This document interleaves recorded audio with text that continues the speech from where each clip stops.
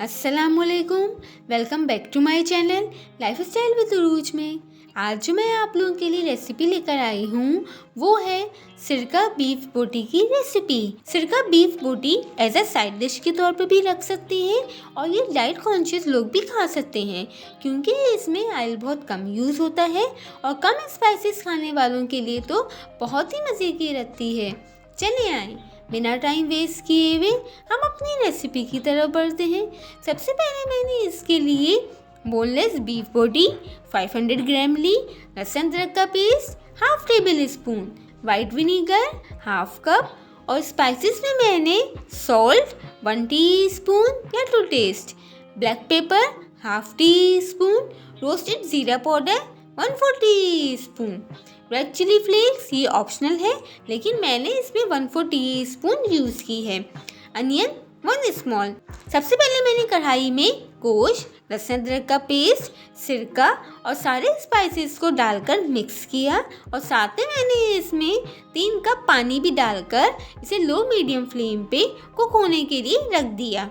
1 घंटे के अंदर जब मेरा गोश्त अच्छी तरह से कुक हो गया तो मैंने इसका पानी भी ड्राई कर दिया और हल्का सा मसाले के साथ भून लिया।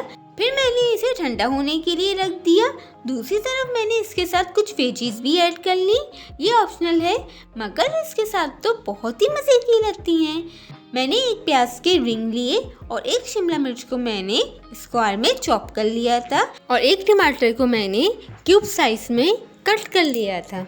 इसको मैंने फ्राई पैन में 1 टीस्पून ऑयल डालकर हल्का सा सौते कर लिया और ऊपर से हल्का सा नमक और काली मिर्च डालकर मेरी सौते वेजीज तैयार हैं।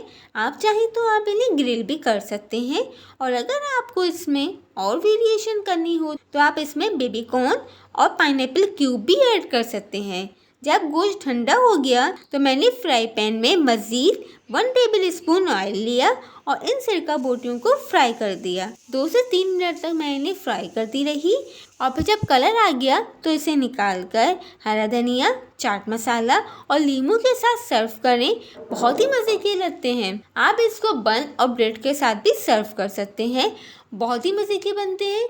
और अगर आपको मेरी रेसिपी पसंद आई हो तो मेरे चैनल को लाइक, शेयर, सब्सक्राइब और कमेंट करना मत भूलिएगा और कमेंट में मुझे ज़रूर बताइएगा कि आपको मेरी रेसिपी कैसी लगी और अपना बहुत सा ख्याल रखिएगा।